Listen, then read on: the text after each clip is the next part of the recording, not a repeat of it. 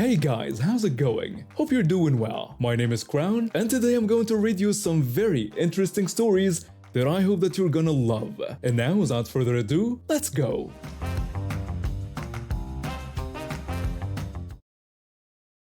Let me start from the beginning. I'm a 30-year-old woman, and I've been with my fiancé for nearly a decade. We met in college and instantly connected. He was everything I could have wanted: handsome, charming, smart, and incredibly supportive. We fell deeply in love and started planning our future together. Throughout our relationship, my fiancé was always my biggest cheerleader. Whenever I achieved something, he'd tell me how proud he was. He encouraged me to pursue my dreams and take on challenging projects, even when I doubted myself, constantly reassured me that I was capable and talented. And he never failed to compliment me when I got dressed up, telling me how lucky he was to have me as his girlfriend. I thought I had found my soulmate and best friend. We spent years mapping out our life together, where we'd live, how many kids we wanted, our dream vacations, saving for our future children's education, and even our retirement plans. I was so in love and couldn't wait to start our life together as husband and wife. About 8 months ago, we got engaged in a beautiful ceremony surrounded by our families and close friends. It was a magical day, and I was on cloud nine. But looking back now, I realize that's when things started to change. You see, my fiancé lost his father when he was just 8 years old. His older sister was 10 at the time. Their mother never remarried, instead devoted herself to raising her 2 children on her own. I always admired how close-knit their family was, especially the bond between my fiancé and his sister. They were each other's best friends and support system growing up. I never got to know his sister very well since she lived in a different city for work and rarely visited. But shortly after our engagement, she moved back to our city and found a job here. And that's when the problems began. In our culture, it's customary for the bride's family to pay for the wedding. My father hired a fantastic wedding planner and told me to work with him to create the wedding of our dreams. I was so excited to start planning with my fiancé, but from day one, his sister inserted herself into every aspect of the process. Wherever we went, the florist, the wedding planner's office, meeting with caterers, she was right there with us. At first, I tried to be understanding. I told myself she just wanted to be involved in her brother's big day. But it quickly became clear that she wasn't there to support us, she was there to control everything. Every decision I tried to make was met with criticism or vetoed entirely. When I chose flowers, she'd say, "Those are too pastel. You need a bolder color palette." If I suggested a seating arrangement to the planner, she'd interject, "That won't work. The guests on the far left won't have a good view." It was constant, and it was driving me insane. But the worst part was that my fiancé always took her side. He never stood up for me or our vision for our wedding. Instead, he'd say things like, "Babe, it doesn't matter what flowers we have as long as you're my pride. Let it go, it's not a big deal. The only thing that matters is that we're getting married and starting our own life together." I tried to be patient and compromise, but it felt like I was losing control of my own wedding. The final straw came when we were shopping for my wedding outfit. My mom had picked out this stunning green dress that I absolutely fell in love with, but of course his sister had to weigh in. "Green isn't your color. You should try something else." And to my shock, my fiancé agreed with her. I ended up choosing a rose gold dress that I liked, but not nearly as much as a green one. Then, when it was time to shop for the family's outfits, his sister had the audacity to choose that exact same green dress for herself. I was furious, but didn't want to cause a scene in the store, so I left. When we got home, I finally confronted my fiancé about everything that had been happening, and I couldn't believe the words coming out of his mouth. "Green wasn't flattering on you. It suits my sister much better. You're being immature about this whole thing. She only chose that dress after you already had picked yours. Why are you making such a big deal out of nothing?" I was stunned. For the first time, I realized how he had consistently taken his sister's side throughout our entire wedding planning process. It made me question everything about our relationship. Had he always put her first, and I just hadn't noticed? I thought back to our college days, how he would constantly brag about his sister to anyone who would listen. Even when someone complimented me, he'd find a way to bring her up. Like a random person saying, "This coffee is delicious," and my fiancé answering, "If you think this is good, You should try my sister's coffee. She makes the best coffee you'll ever taste. At the time, I brushed it off as him being proud of his sister, but now I was starting to see a pattern I had ignored for far too long. I couldn't hold back my frustration any longer. I told him that if we were going to have this wedding, it needed to be the way we had originally envisioned it together, not his sister's version of our day. And his response left me speechless. You're just jealous of my sister because you know you'll never be as good as her. You're a better person for holding a grudge against her when she has been nothing but kind to you. She's only trying to help make our wedding perfect. I couldn't believe what I was hearing. This man, who I thought was my soulmate, was accusing me of being jealous and better for wanting some control over my own wedding. It felt like I was talking to a stranger. The next day, I packed the bag and went to stay with my best friend. I needed time to think and process everything that had happened. As I poured my heart out to her, she helped me see things from an outside perspective. Honey, I hate to say this, but it sounds like there is some serious emotional incest going on between your fiancé and his sister. Emotional what? Emotional incest. It's when the boundaries between siblings become blurred. If one sibling takes on a role that's more like a partner than a sibling. From what you've told me, it sounds like your fiancé and his sister have an unhealthy attachment that goes beyond normal sibling closeness. Her words hit me like a ton of bricks. I had never considered that the relationship might be inappropriate, but suddenly so many things started to make sense. My friend tells me, think about it. She's inserting herself into every aspect of your wedding planning. He's constantly comparing you to her and taking her side over yours. And now she's trying to wear the same dress you fell in love with. That's not normal sister behavior.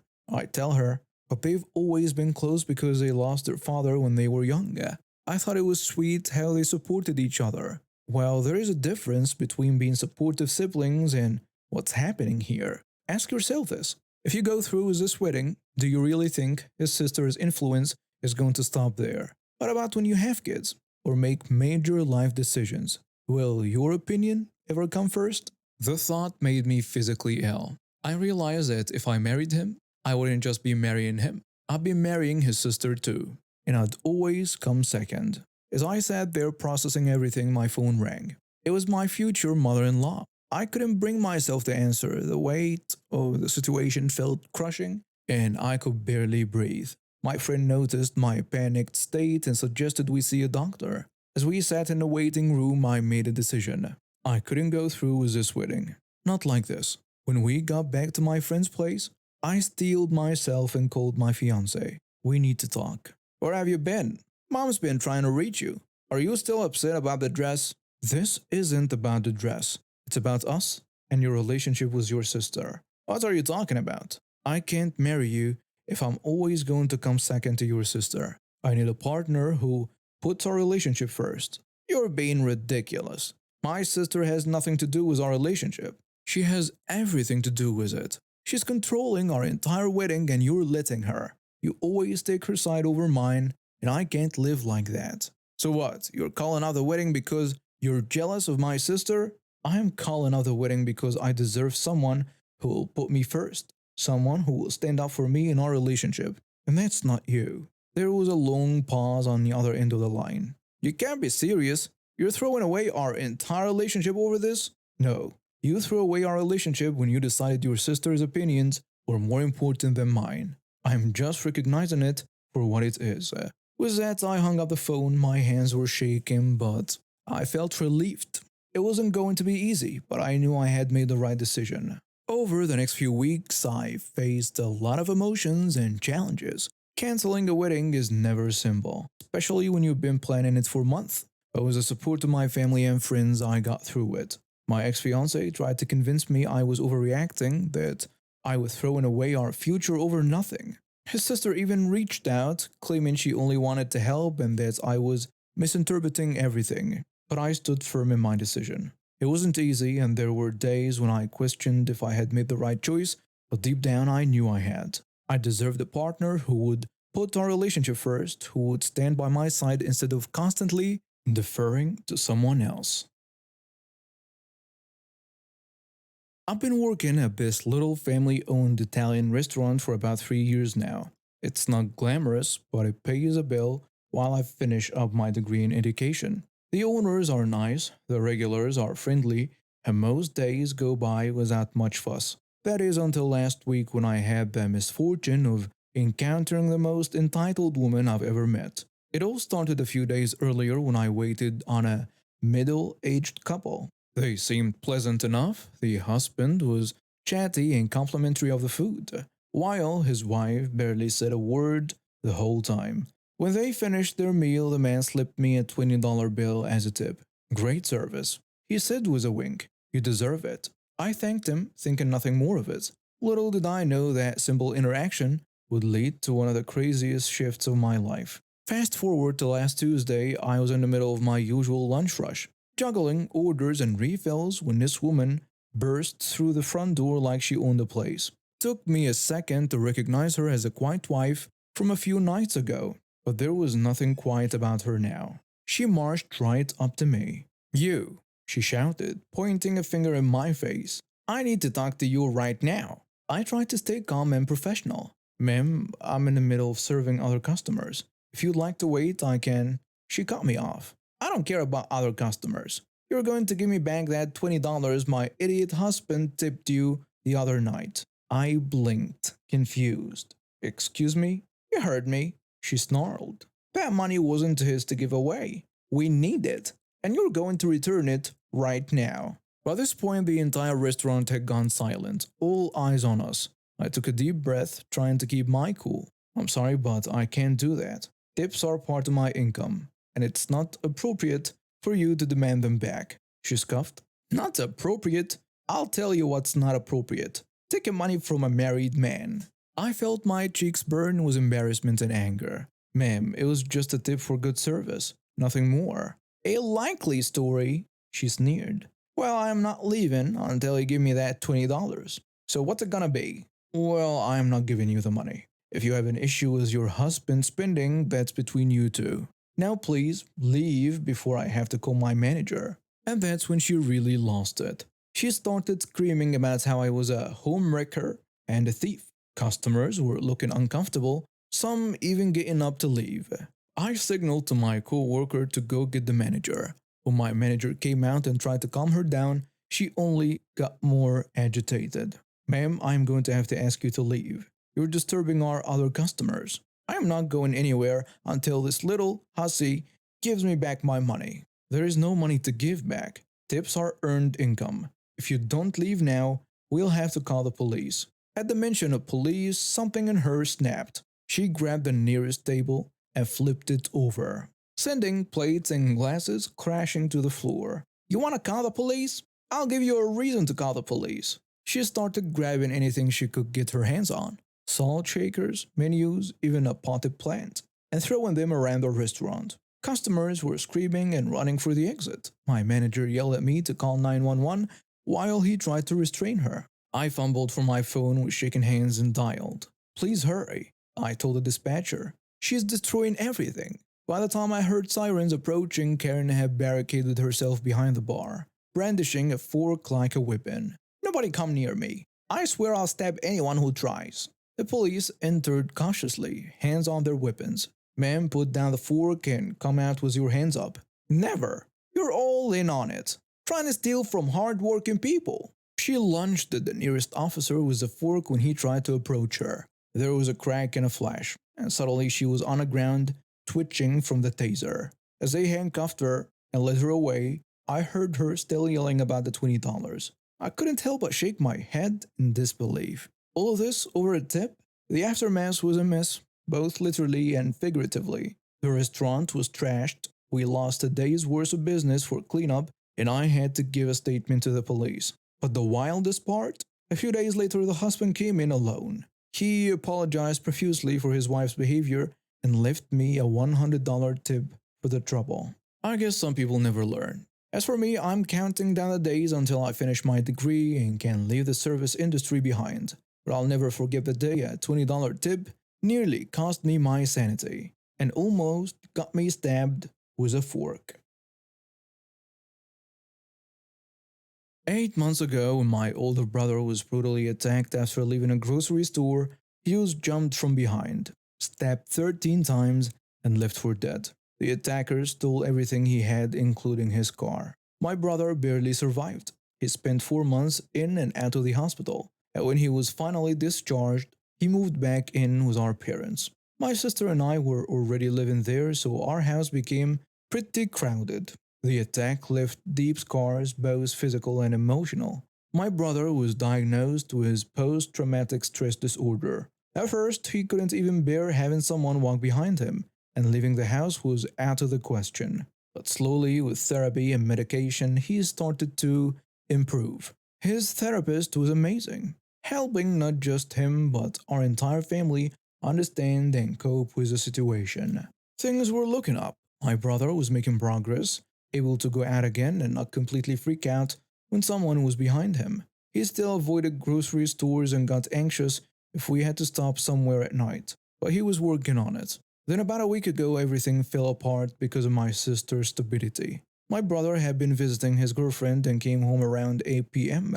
My sister, in her infinite wisdom, thought it would be hilarious to hide behind the front door in the dark and jump on our brother from behind when he entered the house. I didn't see it happen, but I heard the screams. My dad and I ran downstairs to find my brother pinning my sister against the wall, choking her and punching her repeatedly. It took both of us to restrain him and calm him down. My sister ended up with a broken nose, a busted eye socket, a swollen face, and some bruised ribs. She had to go to the hospital, but thankfully nothing more serious than that. The police came, took our statements, and said they didn't think charges would be filed, but they've been in touch. Since then, my brother has barely left his room. All the progress he'd made over the past months seemed to vanish overnight. He was back to square one just like when he first left the hospital after the attack. This morning, I overheard my sister on the phone in the living room, and she was complaining about being hurt, which I could understand,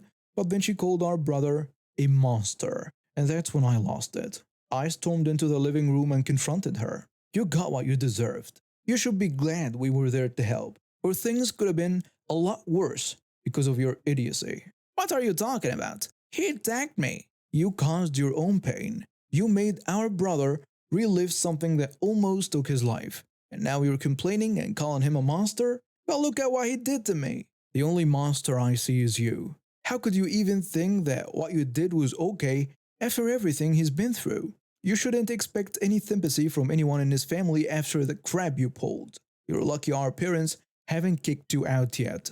My sister ran to her room crying, and I could hear her sobs through the wall for the rest of the day. Later, my parents confronted me. Mom tells me, how could you blow up at your sister like that? Dad adds, we've already had a conversation with her about what happened. You should have stayed out of it. She was calling him a monster after what she did. She was just blowing off steam with one of her friends. You had no right to say those things to her. You're being a jerk. Apologize to your sister. Apologize for what? Telling her the truth? That's enough. Go to your room and think about what you've done. I couldn't believe it. My sister does something unbelievably stupid and dangerous, and I'm the one getting in trouble for calling her out on it. It didn't make any sense. The next day, I was still fuming when I overheard my sister talking to our parents in the kitchen. I've been thinking, maybe I should move out for a while. Honey, you don't have to do that. This is your home too. No, I think it's for the best. I really messed up, and I don't think my brother will ever feel safe with me around. Dad asks her, are you sure about this? Yes, I found a friend who's willing to let me crash at her place for a while. I think it'll give everyone some space to heal. I was surprised by this turn of events. Maybe my sister had finally realized the gravity of her actions. As she was packing her things later that day, I decided to talk to her. Hey, I heard you're moving out. Yeah, I am. Look, I'm sorry for yelling at you yesterday. I was just so angry about what happened. No, you were right. What I did was unforgivable. I wasn't thinking about how it would affect our brother. I was being selfish and stupid. I'm glad you realize that now. I do. And I'm going to give him the space he needs to feel safe again. I'll be staying with my friend for a while, and I'm going to start seeing a therapist too. I need to work on myself. That's really mature of you. Thanks. Can you do me a favor? Tell our brother I'm sorry. I know he probably doesn't want to see me right now, but I want him to know that I understand what I did wrong and that I'm truly sorry. I will. Take care of yourself, okay? One day, about a month after my sister moved out, my brother approached me. Hey, can we talk? Of course, what's up? I've been thinking a lot about what happened, and I know I reacted badly, but I couldn't control myself at that moment. I thought I was being attacked again. No one blames you for that. You were defending yourself. I know, but I still feel terrible about hurting our sister. I think I'm ready to talk to her. Do you think she'd be willing to meet with me and my therapist? I'm sure she would. She's been really worried about you and feels awful about what she did. Okay, can you help set that up? Absolutely. A week later, my sister came over for a supervised meeting with our brother and his therapist. It was emotional and difficult, but it was a start. They both had a lot of healing to do, but they were taking the first steps towards reconciliation. Our family had been through hell, but we were slowly finding our way back to each other. And now we have reached the end of today's stories. Thank you for watching and see you next time.